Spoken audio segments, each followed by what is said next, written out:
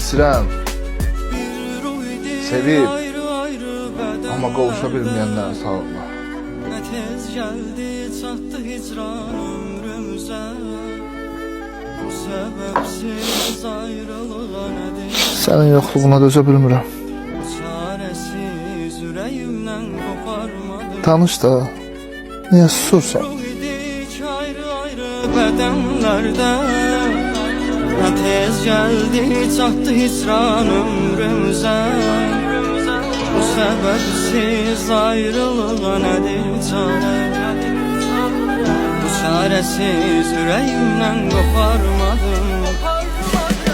Dolaşsaq bu şəhərdə biz aydan, keçər